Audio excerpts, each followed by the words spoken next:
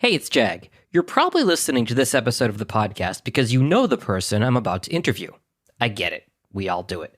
But with Banquet mere weeks away, I'd encourage you, after you listen to this episode, to go check out an interview with somebody you don't know. We are one big family, after all, and you never know what professional and personal connections you may have with other JPZ relatives. All of our interviews will be published before you get to Syracuse, so get to know an alum you haven't met. And now, enjoy this episode of WJPZ at 50. For half a century, WJPZ Syracuse has been the greatest media classroom on the planet. We've trained students from the 1970s to the 2020s on how to run a professional radio station. But the lessons learned and relationships formed go far beyond studios and transmitters. Taking a look back through the eyes of those who experienced it. This is WJPZ at 50.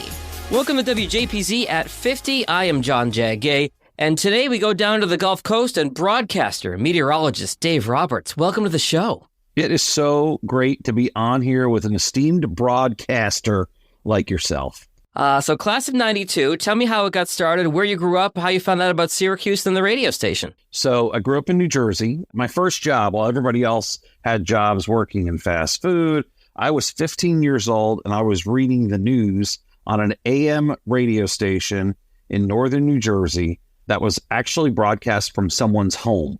Huh. I would read the news. I literally would rip and read, is the old saying. I would rip the wires that would come off. I'd put together a newscast, and I had cats climbing on me while reading the news, believe it or not.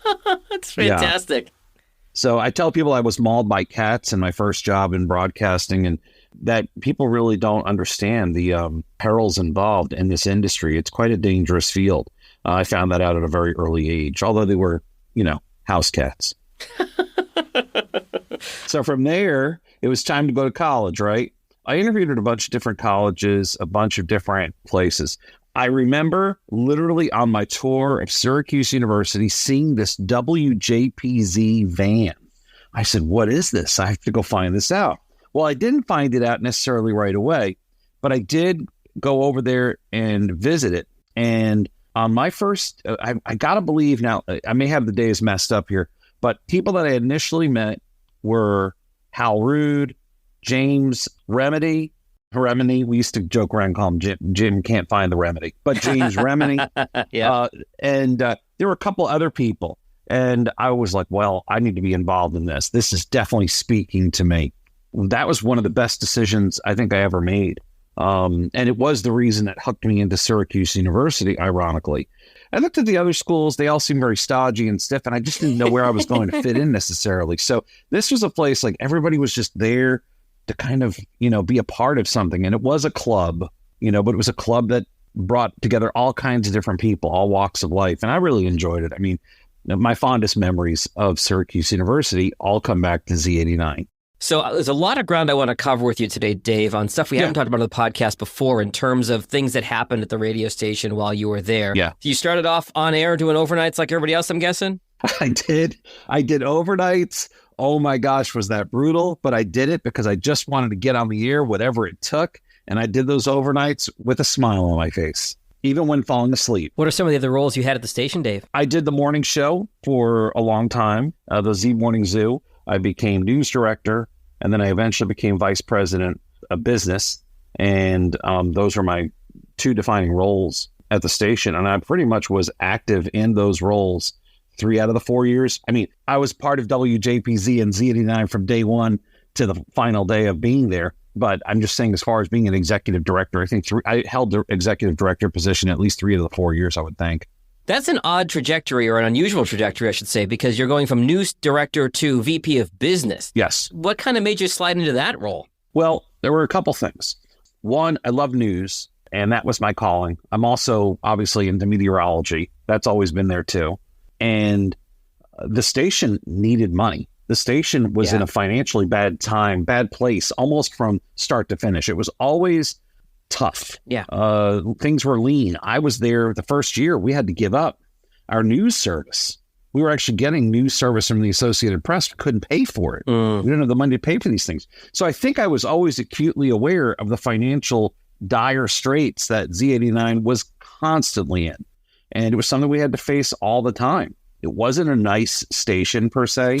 It was a studio, a production room, and a little room that you could fit a lunch table in with a telephone on. Yep. And that really was Z89 in essence. And the rest of it was all blood, sweat, and tears. Everybody kind of contributing and volunteering and whatever. So for me, it was either write a check, which I had no means to do, or go collect checks, which I certainly did do. There you go. And I was very happy to be a part of some real monumental things, some firsts that happened at Z89. And there were some pretty sad moments, too, working at Z89 during my tenure there, which, you know, it's a part of the pedigree of Z89. Absolutely. Before we touch on the sad moment, I know where you're going there. Yeah. Tell me about some of these firsts. Okay.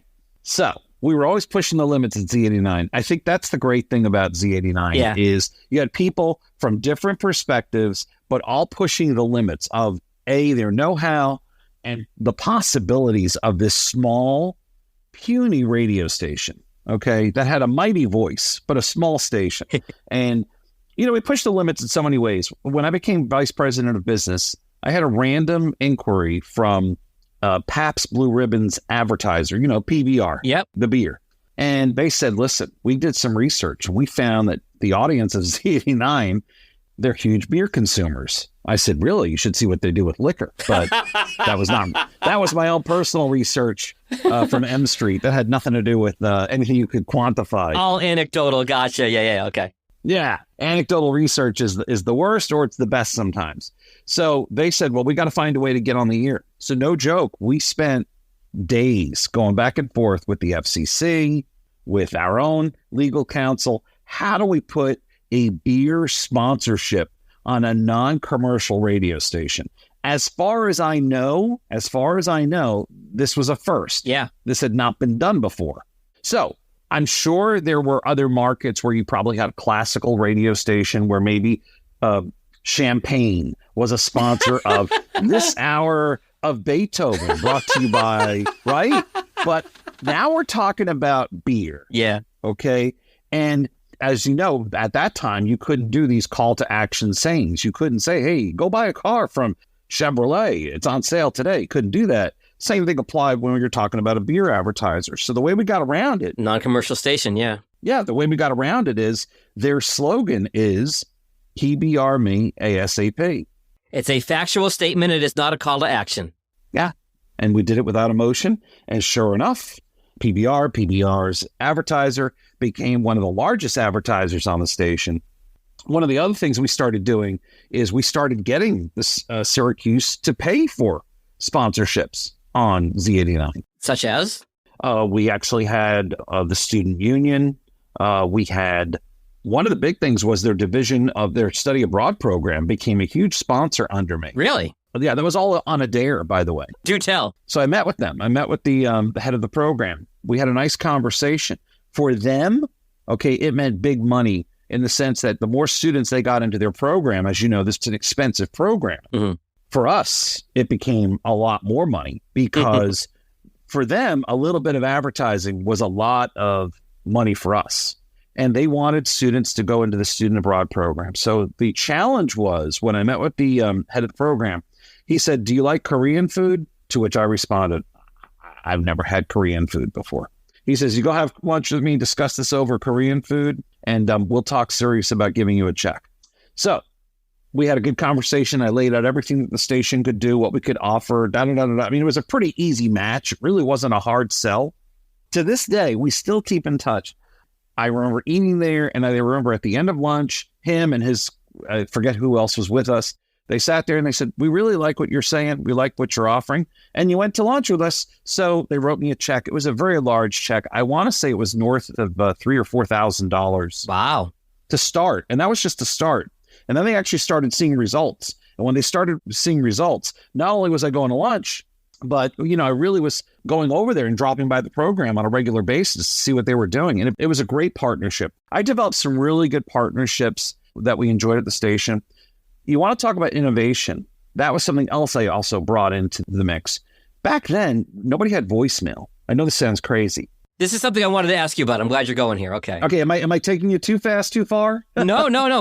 You're a professional broadcaster. I'm loving this. And I really can't tell these stories to too many people. I have my core friends that I've kept in touch with at Z89. So we regurgitate this, but when you start talking to people outside of Z89, they scratch their heads. And it's really something when I meet people that have gone to other colleges and universities that have entered into the broadcasting business, I do look at them differently. I know this sounds horrible, but I look at them differently because I say, wow, you didn't have the benefit of the experience that I had. Yeah. And they didn't. And they tell me about working at some radio station and they tell me about doing this. But no, these were not dynamic radio stations. I mean, at the time, and still to this day, but at the time, Z89 was such a unique, it was the unicorn. Yeah. Okay.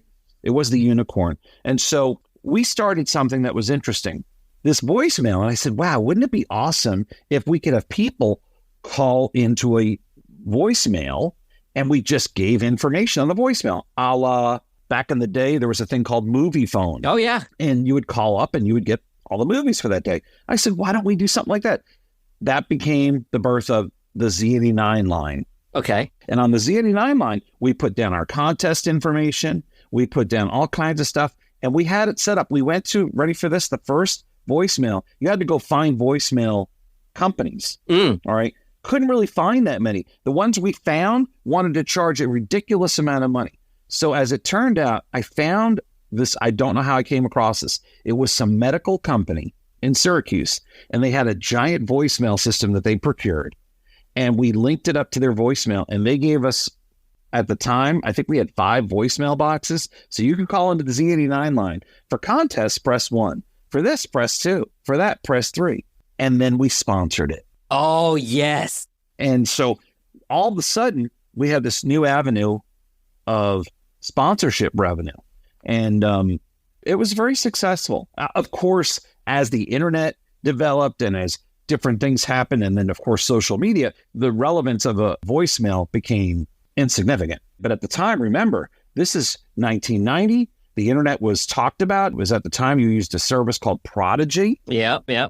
We had computer rooms where if you needed to use a computer on campus, you could go to a computer room and sit down and use one. But the actual university did not offer any voicemail to its students. You were given a phone line. You were offering something on demand before on demand was a phrase that was even coined. Correct. I didn't know what it was either. And I'm not going to pretend to know that I knew what it was that we were doing. That's tremendous. That's tremendous. Yeah. What other things do you remember from your time at Z89, Dave? Well, I think the defining moment for me at Z89 and as a young adult, and something that I've thought about all through my life, it never leaves me, is Pan Am 103. Of course. And, you know, we lost 30 plus students, plus all the people that were on that plane. But I'm focused on Syracuse. That day will live, it just lives on in me forever. And it's a hard day. You know, I think about it all the time. I knew people who were lost on that flight. I also knew people who knew people that were lost that flight, and it changed them forever. And it was a defining moment. I think it's a defining moment for me. I chose a career in broadcasting. Part of it's for that reason.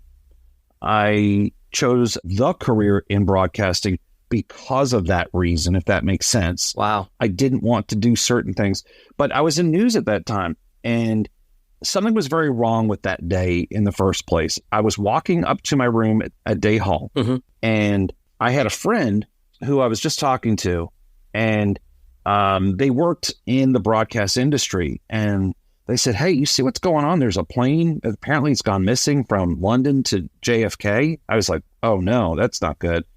So I'm in my dorm room, and I'm just sitting there, and it just was unsettling. I can't tell you how the brain was processing things. Yeah. I knew there were also students coming back from the abroad program. Yeah. Okay. So you're just sitting there and you're uneasy about stuff. So I mosey on down to the radio station, which is what I did anyway. Yeah. You know, you're bored, go to the radio station. For some people, they're bored, they would drink. Some people are bored, they eat. Me, so I'm going to go by Z89, see who wants to do something for lunch. That kind of realm. Well, I get in there, and then there's some chatter. People are starting to talk. And then we start digging, and the next thing you know, we realize that flight had Syracuse students on it, had Syracuse residents on it, and we had a story that to explain to you, watching a bomb explode in slow motion is really the only way to explain how that story just enveloped the whole campus. Yeah. Not just for that day, but for days. We went on the air and we stayed on the air. Mm-hmm. There was no terminus. There was no, okay, stop going at this point, because the information kept flowing in. And I think what was so tragic to me, and it hurts me even to this day. And we're talking what? We're talking 35 years ago, 3 decades ago. And yet for me, it feels like 6 months ago. Okay. And I just remember what will stand out for me forever is everybody came together. Everybody came to the station, but we had people crying that were still at the station. Why were they crying? Because they knew their friends were on that flight, or they knew the anticipation they were going to get that their friends were going to be on that flight. Does that make sense? And we lost somebody. We lost a staff member. Stephen Burrell, yeah. Yeah. And for a very long time, we had a plaque that was there. I haven't been to the station in a few years. I'm hoping to visit in 2024. I actually feel it's necessary for me to do that for my psyche. It really will be a great way for me to reconnect. But whenever that plaque was there, I used to pass it, and there's a pause in your brain. You know what I mean? You can walk past something, but it doesn't stop your brain from processing and recognizing it. I didn't know him, okay? But I feel like I'm related to him, if that makes sense, because we were all part of the same club. We're part of the same JPC family. Yeah, exactly. It's exactly. And so people were coming in that day, walking into the radio station, asking, do you know if this person's on the flight? Do you know if that person's on the flight? And we were able to compile a list over time. And we realized that a lot of those people would come in and they'd find out from the first time, either on the radio or they'd find out for the first time by walking in the studio. And, we were all kids. Yeah. How do you provide grief counseling to someone that just learned something so tragic? And the death was so tragic because we all knew what happened. We all had an idea what happened. Okay. We all knew what happened. We didn't need all the forensics. Sure. Everybody knew what this looked like, what it was. And it was a terrorist attack. And it can't hit any closer to home than that. And then, of course, from that day forward, we were involved in a lot of things as a radio station. Not only were we involved in families and friends trying to cope in grief, which many students left campus after that. It was Christmas. It was a Christmas holiday. Yeah. So it was the end of everything. So a lot of people didn't have support mechanisms. Some students didn't come back the following semester. They just, it was too much to bear. I know somebody who lost her boyfriend on that flight. It changed her life forever. And I got a chance as a station, we got a chance to meet the families of a lot of these students in the coming months and years, because as you know, there was a big monument erected leading up to the quad.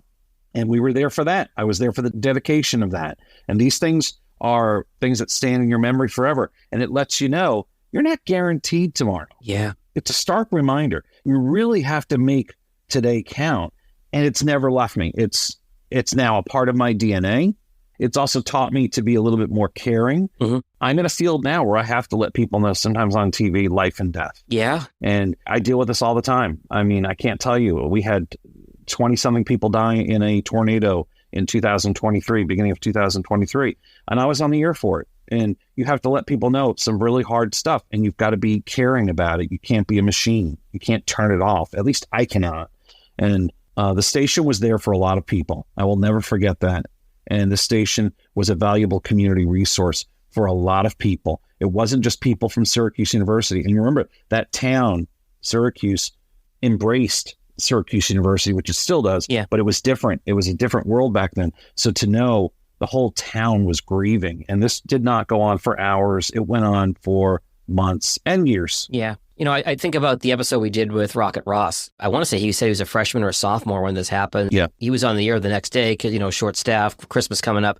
And he was the one that had to field calls his entire shift of, okay, I have the list. Because at that time in 88, it was either wait for the evening news or the next day's newspaper. So you guys there were the source of information. He talked about being on the air and fielding calls and having the list, because word had gotten out that you had the list. And answering these calls as a 19-year-old kid of saying, okay, that person is not on the list, or worse, I'm sorry, that person is on the list. And what an important role the group of you had at that time.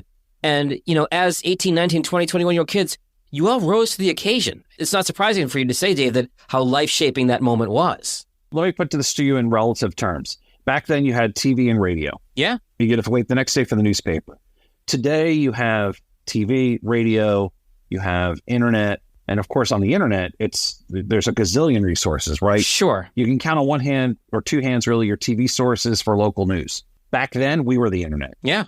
Z89 was the internet. So think of it that way. Think of it as I could turn on the TV, which of course they did continuous coverage too, because it was such a locally impactful story. Of course. You had radio, but we were the dominant player at this point because we were doing stuff. There were other radio stations doing stuff, don't get me wrong, but I'm just saying from a campus standpoint, Oh, yeah. we were basically serving the role and the prominence of what the internet is today, but we were the whole internet. Does that make sense?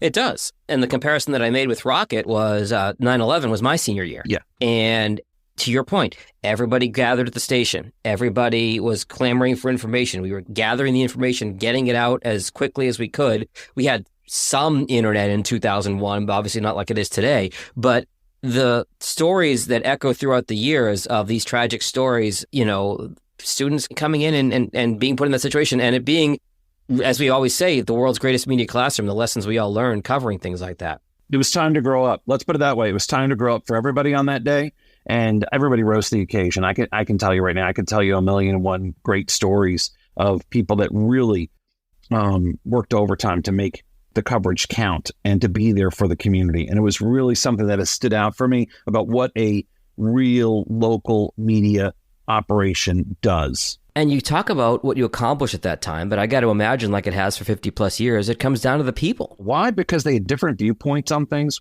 Didn't always agree with them. That's the thing. Z89 is not a place where everybody is rah, rah, rah. They're all, you know what I mean? It is a contrast and it's a mishmash of different ideas, but that's what really, I think, gave rise to a lot of things.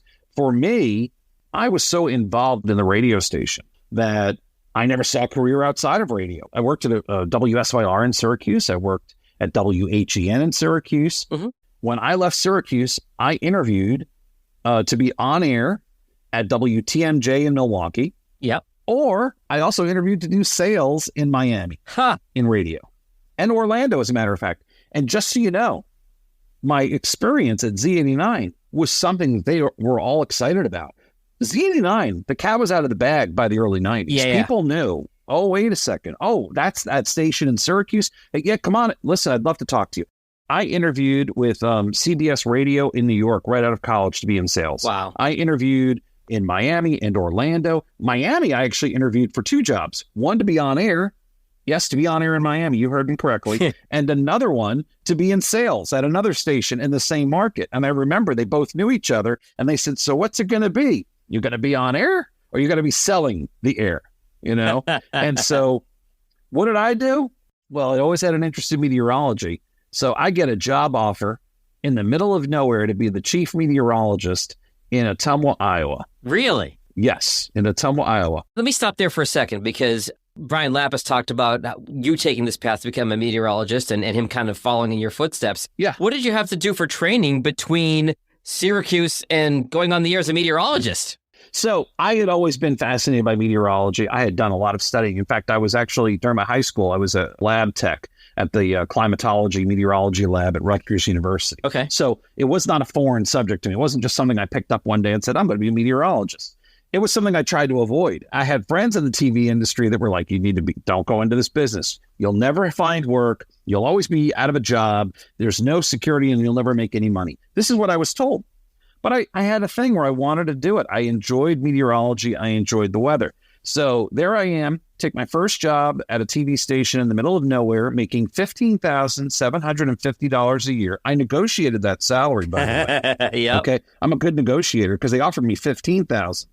I had 3 ties and 2 sport coats. I lived above a jewelry store with a pop-out bed in the apartment. Fantastic. Okay? Yeah. Yes. I didn't even know what money was for a security deposit. She said, I need money for the security deposit. I said, what's that? She says, it was not even much. It was $100. I said, I'm sorry. Anyway, by the way, every market I've ever been to, first thing I've always done, once I take the job, I go visit the radio stations. Yes. I always was doing that. And nobody would do that. I would do it. Every market I've ever worked in. So it went from Kirksville, Missouri. I went to Montgomery, Alabama. I did a brief stint in Birmingham. Then I went to Mississippi, Jackson for the first time. Left Jackson to go to Cincinnati. Left Cincinnati to go to Fort Myers. Worked at 2 different competing stations in Fort Myers, Florida. And then when Mississippi had an opportunity back in 2010 to join them, I did. And then, TV stations started merging. And ironically, I was on the receiving end of a bigger company was merging with us in the market. And they said, yeah, we want to use you. I said, okay. And they said, we want you to be the chief over both stations. So I have actually been a chief meteorologist now at 3 different stations in Mississippi. So it's familiar to me. Now, you asked a question. How does someone who's doing radio sales, sponsorships, advertising, marketing, news, running a business department at a radio station, how do they fall into meteorology? So I went back to school. I said, well, Syracuse was so affordable, right? It's a joke. Yeah. Especially now. Oh, I can't even forget it, right? So what do? I put myself back in school on my meager salary, okay? Nobody's putting money in my bank account except me, and I paid for going back to school, and I graduated from broadcast meteorology at Mississippi State. No, I just want to get my facts here straight. So you got the job to be on the air, and then you got the certification while you were working in TV. Years later. Back then, you could be on TV, you could be a TV meteorologist without any real credentials. That's a different world now, yeah, obviously. But back then, they needed people that were communicators. Guess what? Z89 made me a great communicator. So I was in a unique position for that. And then I got my certifications on top of getting my graduating from the broadcast meteorology program. I got my AMS, my NWA certification. And all throughout that time, I never gave up being involved in radio. So you would find me in Fort Myers when the morning show DJ would be out. Guess what? They'd bring me in to be the co-host. Love it. For a few days or a week. And I really loved it. In fact, when I look at TV stations, I always used to ask, do you own any radio stations in the market? Do you do it? And they always found it fascinating. They were like, nobody ever asks us that, And I was like, no, it's an important thing. And in Fort Myers, we had, at the time, 7 radio stations as a part of the TV station. So it was a perfect marriage for me. Are you the TV meteorologist that does the forecast for all the radio stations? No. Ironically, I don't do anything on the radio here in the market. And what market are you in Mississippi right now, just so I'm clear? I'm in Jackson, Mississippi. It's a top 100 market, and we're a dominant player. It's the NBC and Fox affiliate for this market. We play a lot bigger than the market size and a station for this market. Does that sound familiar? It does. And oh, by the way, let's not forget, also name dropped in Uptown Funk by Bruno Mars and Mark Ronson. You were absolutely right. Every time that song comes on, we got to stop right at that moment. Jackson, Mississippi. Yep. Great catch, by the way. So, it's really funny. But that falls in line with, again, what was Z89? A player that played a lot bigger. I will say we have far more resources here in this operation, but I really like it. I enjoy the community. People are so friendly here. I think what I've learned over time that I didn't necessarily know at Z89, I try to tell this to people now too, is be good at what you do, but make sure you find a good quality of life along the way. It's great advice. Because it can't be all work. It just can't. I know there's a lot of people that are probably involved in the radio station that are thinking, I just want to go as far as I can, and da-da-da-da-da. And there's some of that. But for me, it became over years, over the time. I worked in big markets. I worked in Cincinnati. Yeah. It just didn't, it was too difficult for me. I just didn't enjoy it as much as I enjoy, for instance, a smaller market like Fort Myers or even a smaller market like this. There's a lot of notoriety, sure, which doesn't do anything for me, but it's nice to be familiar with your marketplace and get out there and meet people. It can't be all just behind a screen or in front of a screen or behind a microphone. Agreed. And, Brian Lapis and we had a great moment. This is a great Z89 moment. There was a blizzard in 96. Yeah. Okay. And Brian invited me to come visit him in Providence, Rhode Island when he worked for 92 Pro FM. Yeah. I fly in the night before the blizzard. Okay. They don't have anybody there to cover the blizzard. So guess what? Brian says, we're going to work. And we worked for 2 days on the radio at Pro FM in Providence. Some of the most entertaining blizzard coverage I'm pretty sure Rhode Island has ever had. There's even a flyer that we put up on the wall. We had weather charts and it said the Blizzard Brothers. Oh my God. That's what they called us. Oh. And after about 12 hours of coverage, we were getting a little cuckoo. A little punch drunk, yeah. So we were calling it the Blizzard. We were trying to make it fancy. We'd call it the Blizzard. Oh, okay, Dave, as a native New Englander, I've got to say, why the hell didn't you just call yourself the Blizzard Brothers? The Blizzard Brothers. We didn't go that far. And that's really on Brian, not on me. Yeah, it is. Absolutely. Okay, we're going to put that on Lapis. Right. Because he should have known the market a little bit better. But I do remember we had, before the storm hit, we did have some good chicken franchise at Twin Oaks. Okay. Which is a big place in Rhode Island. It's a very beautiful place. And Dana Dearly, too, by the way, was up there. And so we did our coverage on 92 Pro FM, very proudly representing Z89, and also me being already a TV meteorologist and Brian Lapis having a twinkle in his eye. And he made it very far in radio. And then I said, why do you want to ruin your life and go work in television? What's the matter with you? And he's like, I'm already in radio. So I think for him, it wasn't as much of a leap of faith. When you're already in that business, it's already precarious enough. Your existence is already on a thin line. So you're kind of like, hey, I'm just going to do it. But yeah, we did some great coverage there. By the time we were so tired after about 2 days, I remember the last thing I said, we were reading cancellations, is I said, Brian Lapis's annual shower has been canceled tonight as well. And I think that's how we ended our coverage. But the thing about Z89, lots of laughs, okay? Lots of laughter, lots of joy, lots of fond moments. It's an emotional thing for me. It really is. Yeah. It has an emotional thing. My only disappointment, and I'm going to say this, my only disappointment with my generation, previous generations, and current generations of Z89, I'm just shocked that nobody from Z89 invented Google or YouTube or Facebook. Why in the world are these people who I've never heard of before, okay, like Zuckerberg? Mark Zuckerberg and Jeff Bezos. Yeah. Thank you. Mark Zuckerberg, whatever. I'm calling him Jeff. All right.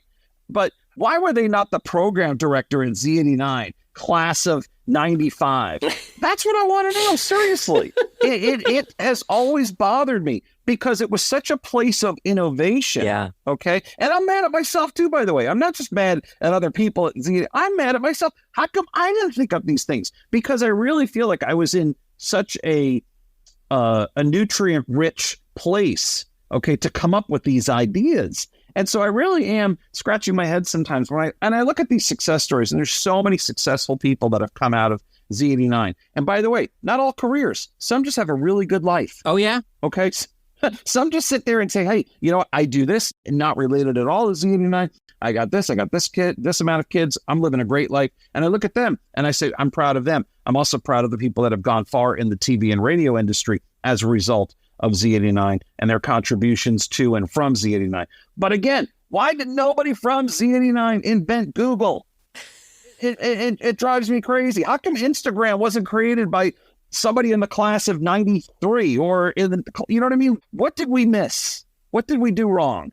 That's it.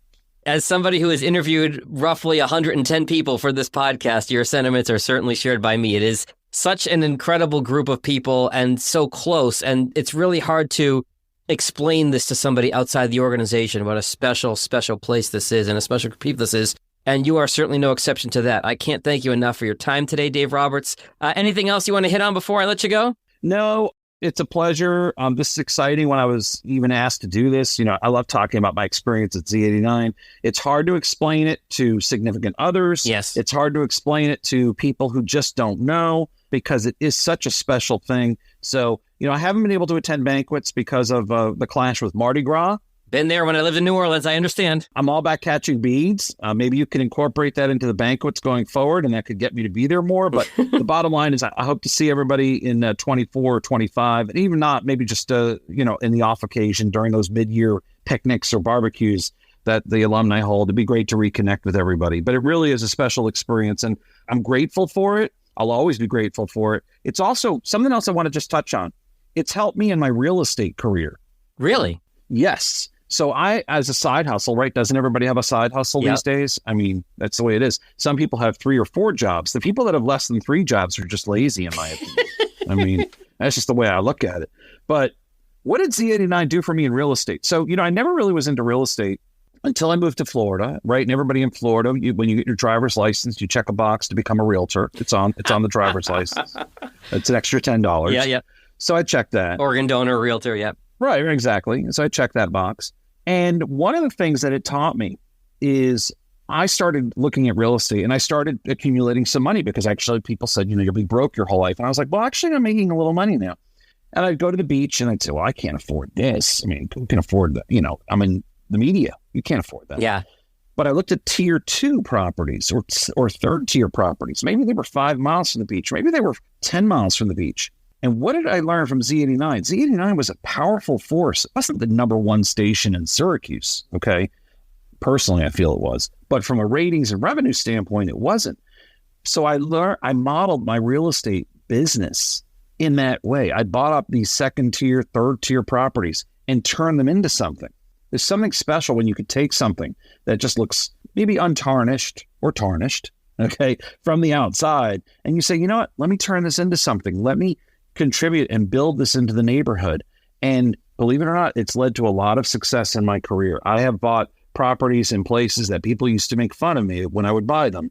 And then a few years later, after I put my investment into them, they'd say, wow, what are you doing? And by the way, what does real estate draw upon? Marketing. Where are you going to learn more about marketing in 4 years than anywhere else? Yes, Syracuse University, but Z89, okay? And so a lot of the marketing things that I learned from being in that radio station, okay, and I say learned, okay, because I learned a ton. Those things I've implemented into my real estate business with quite a bit of success. So I look at people now that worked at Z89 and became a chemist. I work at people now that were a part of Z89 and became a DJ or became a real estate agent or became whatever, a marketing rep at some firm. And I'm like, aha, they took their knowledge and they spun it. And that's the great thing about Z89. You could take the knowledge you learn there and you can spin it in 1,000,001 different directions, and it will lead you to success if you pay attention. That is a perfect place to leave it. Dave Roberts, thanks so much for doing this today. This was a lot of fun. John, my pleasure. Anything else I can do for you, just hit me up anytime. The WJPZ at 50 podcast is created entirely by the staff and alumni of the world's greatest media classroom. It's hosted by John Jag Gay, class of 2002. Editing help from James Bames Grundy III, class of 2020. Imaging by Maureen Cooper, class of 1999. And Ed Lacombe, class of 1985. Podcast artwork by Marty Dundix, class of 2001. Follow WJPZ at 50 on Apple Podcasts, Spotify, YouTube, or wherever you're listening right now.